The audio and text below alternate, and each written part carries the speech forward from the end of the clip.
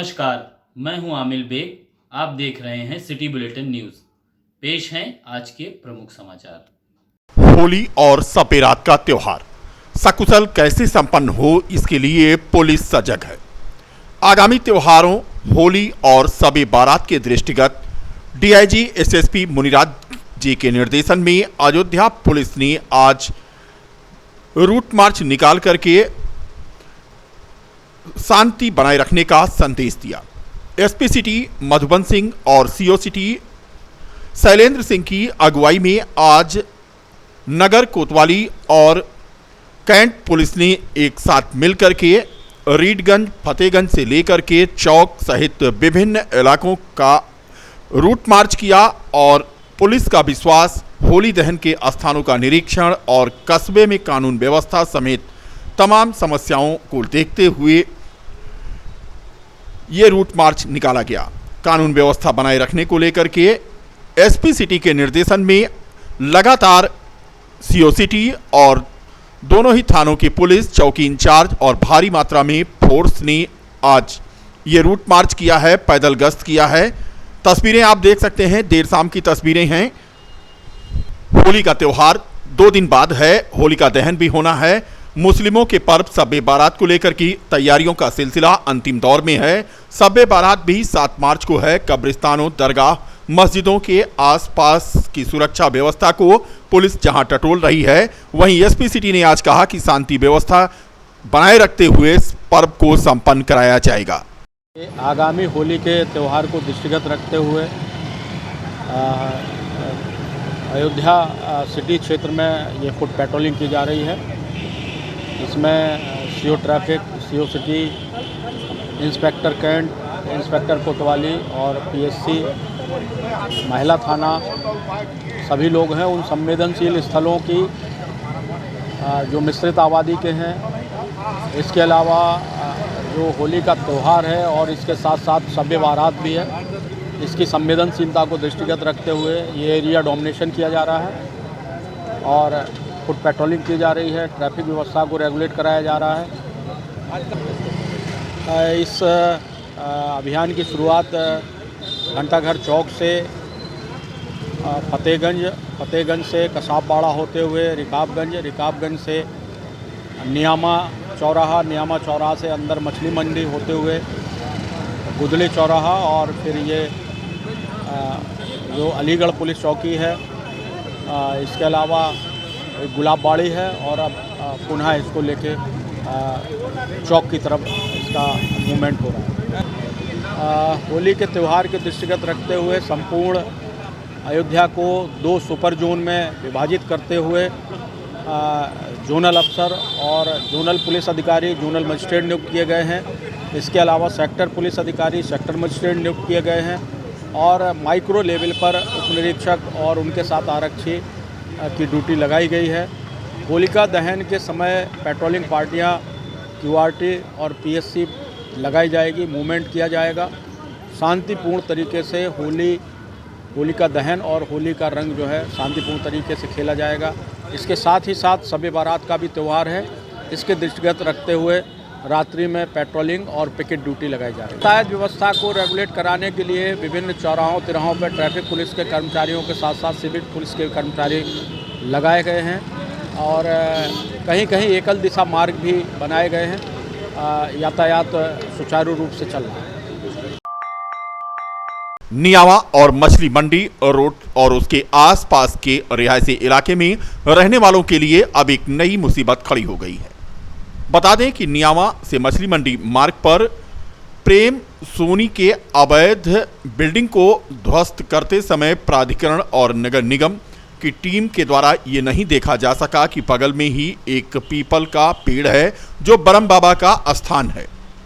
यहाँ पर मलबा इकट्ठा है, गेट टूट गया है, दीवारें टूट गई हैं।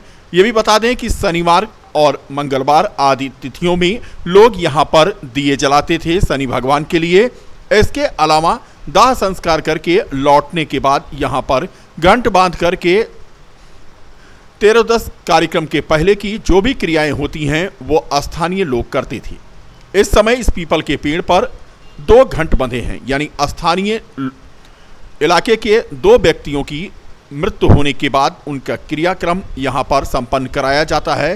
हिंदू धर्म के मुताबिक घंट बंधने के बाद सुबह शाम जहां जल दिया जाता है, वहीं यहां पर अन्य संस्कार भी निपटाए जाते हैं। ऐसे में मलबे की वजह से लोग ये काम नहीं कर पा रहे हैं। नगर निगम से अपेक्षा लोग कर रहे हैं कि जल्द से जल्द यहां से मलबा हटवा दें। गेट वगैरह नहीं खुल रहे हैं, इसके पूजा पाठ वगैरह नहीं हो पा रही है, शुद्धिकरण वगैरह नहीं हो पा रहे हैं इसके। जो काफ़ी दूर दूर से लोग जो है यहाँ पे आके बाल वगैरह बनाते थे, ठीक है। पंडित संतोष जी से भी आप पूछेंगे तो उसका डिटेल आपको ये बताएंगे, उनको भी समस्या हो रही है। और का जो है लगभग तो भीड़ होती ही है, पूजा पाठ होती, बाकी रोज़ भी होती है इनकी। अब कैसे क्या मलबा वगैरह हटेगा धीरे से, फिर उसके बाद में चालू हो जाएगी फिर से। कोई हटा भी नहीं रहा मारने के लिए आप लोगों ने? जी नहीं, किसी से नहीं कहा, कोई वो नहीं। क्या नाम आपका? सभी निषाद।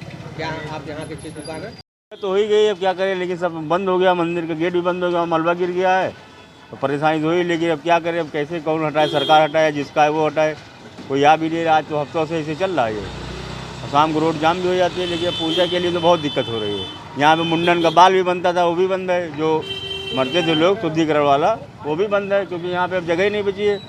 कैसे क्या होगा, इसीलिए अब इस समय कहाँ यहीं खड़े हैं, यहीं घर है हमारा लोग का।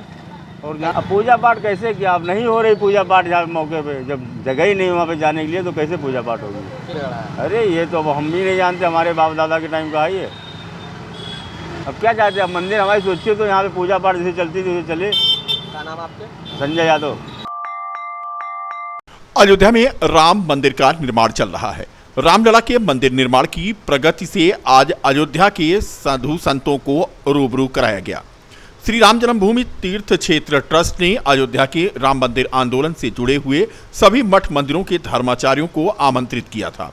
भगवान रामलला के निर्माणाधीन मंदिर की अप्रैल माह में डाली जाएगी छत और मंदिर निर्माण देख करके आज साधु संत काफी गदगद नजर आए। मंदिर निर्माण की प्रगति पर साधु संतों ने संतोष जताया और राम मंदिर ट्रस्ट को धन्यवाद ज्ञापित किया। संत समाज ने राम मंदिर निर्माण के लिए राम मंदिर ट्रस्ट को आज धन्यवाद ज्ञापित करते हुए कहा कि 500 वर्षों के संघर्ष का प्रतिफल है कि भगवान राम का मंदिर बन रहा है। सर्वोच्च न्यायालय के निर्णय के बाद अयोध्या में मस्जिद निर्माण के लिए प्रदेश शासन के द्वारा दी गई 5 एकड़ भूमि के उपयोग परिवर्तन को अयोध्या विकास प्राधिकरण बोर्ड ने स्वीकृति दे दी है, जिससे अब मस्जिद निर्माण का रास्ता साफ हो गया है। Indo Islamic culture foundation trust आवश्यक प्रपत्रों को प्राधिकरण की वेबसाइट पर अपलोड करेगा तो स्वीकृत मानचित्र ट्रस्ट को प्राप्त हो जाएगा। ट्रस्ट ने बताया कि धनीपुर मस्जिद का निर्माण अप्रैल मई से प्रारंभ हो जाएगा और मस्जिद का समूचा परिसर विश्व को हिंदू मुस्लिम एकता का संदेश देगा। वहीं ट्रस्टी अरशद अफजाल ने बताया कि परिसर में 2000 नमाजियों के लिए मस्जिद, 300 बेड का चैरिटेबल हॉस्पिटल और कम्युनिटी किचन होगा, जिसमें 1000 लोग रोजाना निःशुल्क भोजन कर सकेंगे। उन्होंने कहा कि हॉस्पिटल और कम्युनिटी किचन में किसी प्रकार का भेदभाव नहीं होगा, सभी चिकित्सा और भोजन का लाभ उठा सकेंगे। जिलाधिकारी नीतीश कुमार ने आज बताया कि मस्जिद निर्माण के लिए गठित ट्रस्ट इंडो इस्लामिक कल्चर के द्वारा आवेदन किया गया था। एनओसी के लिए सभी विभागों से स्वीकृतियां मांगी गई थीं, जो पूरी हो चुकी हैं। बोर्ड की बैठक में मस्जिद के मानचित्र को स्वीकृत कर दिया गया है। सर्वोच्च न्यायालय के निर्देश पर जमीन मुस्लिम समाज को दी गई थी। उन्होंने कहा कि अयोध्या सांप्रदायिक सौहार्द की भूमि रही है और हमेशा रहेगी। नहीं, देखिए, संस्था ने अप्लाई किया था, उस संदर्भ में जो औपचारिक कार्रवाई होती है उसके लिए सभी विभागों को दिया गया था और सभी कार्रवाई हो चुकी है। उसमें लैंड यूज पैटर्न के संदर्भ में समस्या थी, उसको भी दूर कर दिया गया है और बोर्ड के स्वीकृति के द्वारा वो स्वीकृत हो चुका है। तो अब अग्रेतर कार्रवाई संस्था को करनी है। तो लेकिन जिस तरह देखा जा रहा है कि अयोध्या बढ़ेगा, तो उसको देखते हैं कि आपको प्रशासन ने कोई तैयारी कर रखी है? देखिए, हम लोग का लॉन्ग टर्म प्लानिंग है। हम लोगों ने ट्रैफिक के संदर्भ में विस्तृत रूप से प्लानिंग की है और यहाँ पे जो भी हम लोग एक्सपेक्टेशंस है सभी के संदर्भ में, तो वो हम लोगों ने व्यापक तैयारी की है। आप जान रहे हो कि यहाँ पे रिंग रोड बन रहा है और अयोध्या गोरखपुर जो हाईवे है उसको भी चौड़ीकरण हो रहा है। तो सभी व्यापक तैयारियां हैं और जितने रास्ते हमारे हैं राम मंदिर के पहुंच के और अन्य रास्ते भी हैं उसका चौड़ीकरण भी किया जा रहा है। तो हम लोगों ने पूरा व्यापक प्लानिंग किया है और आपने देखा होगा कि पार्किंग के स्थल्स भी हमने लोकेशंस सेलेक्ट किए हैं और कई प्राइवेट लोकेशंस भी हम लोगों ने सेलेक्ट किए हैं, उस पर भी परचेजिंग की कार्रवाई की जाएगी। तो एक बृहद प्लान है, कम्युनिकेशन का एक बृहद प्लान है, तो उसको इंटीग्रेटेड रूप से हम लोग उसको कराएंगे। लेकिन इसमें सबसे अहम जो है सुरक्षा का प्लान भी दिया गया है। नहीं, देखिए इसमें माननीय सर्वोच्च न्यायालय का निर्णय है, उसके तहत दिया गया था और इसमें सभी लोगों की सहमति से ये हुआ है और एक सांप्रदायिक सौहार्द बना रहेगा। अयोध्या एक सांप्रदायिक सौहार्द की भूमि रही है हमेशा से और यहाँ से समन्वय के साथ हम लोग काम करते रहेंगे, बेहतर तरीके से कार्य होगा। तो जैसे राम मंदिर की सुरक्षा के लिए लगाया गया है, तो क्या मस्जिद निर्माण के लिए भी कोई सुरक्षा की प्लान होगा? नहीं, वो तो जो आवश्यकता होगी प्रशासन की और पुलिस की जो आवश्यकता होगी उसके दृष्टिगत कार्य किए जाएंगे। बीकापुर क्षेत्र के खपरेला बाजार में स्थित लोहिया इंटर कॉलेज में आज वार्षिक उत्सव कार्यक्रम धूमधाम के साथ संपन्न हुआ। स्कूली छात्राओं ने सांस्कृतिक कार्यक्रमों की प्रस्तुति करके बेटी पढ़ाओ बेटी बचाओ की अवधारणा को बुलंद किया। इस दौरान लोहिया बालिका इंटर कॉलेज में अध्ययनरत छात्राओं ने नारी सशक्तिकरण की दिशा में संस्था द्वारा उठाए जा रहे अभूतपूर्व कदमों की भी प्रस्तुति की।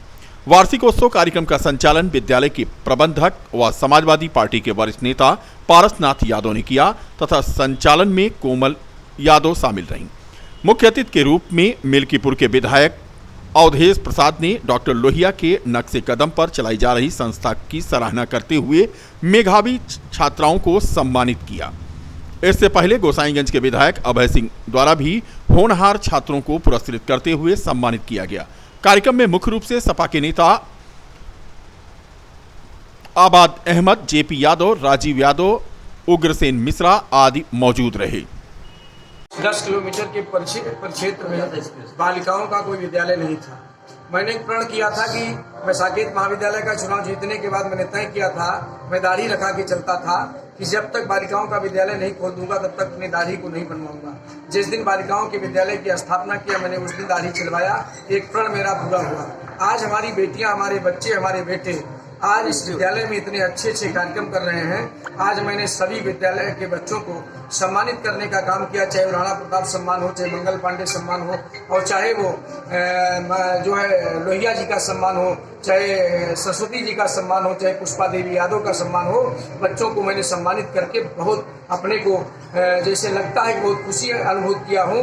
और आप अतिथियों जो है अवधेश प्रसाद जी, माननीय विधायक अभय सिंह जी, आनंद सेन जी और जयशंकर पांडे जी, तमाम साथी लोग आए हैं, तमाम हमारी पार्टी के नेता आए, इनका स्वागत हुआ, वंदन हुआ और कार्यक्रम की शोभा बढ़ाने के लिए हमारे क्षेत्र के सम्मानित लोग आए, इसके लिए उनको बहुत बधाई देता हूँ।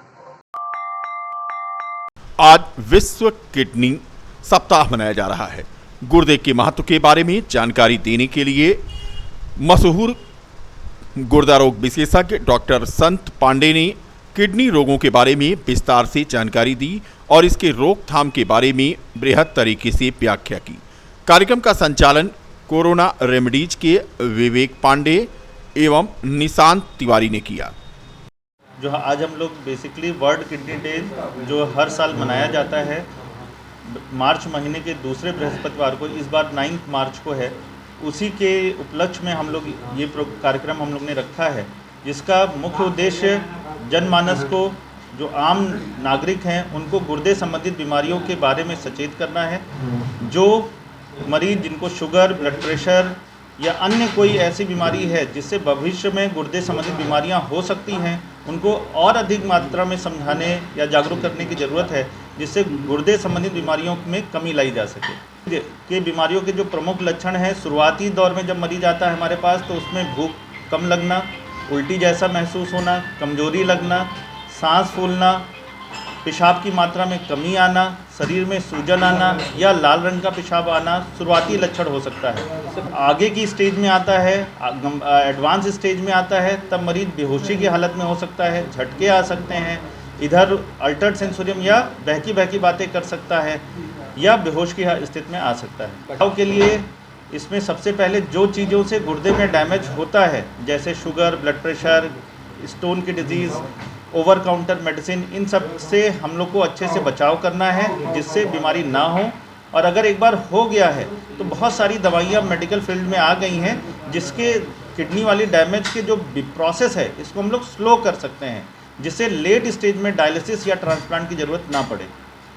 मैं doctor Sant Pandey, DM nephrology, at present मैं चंदन हॉस्पिटल लखनऊ में कार्यरत हूँ, डायरेक्टर की पोस्ट पे कार्यरत हूँ।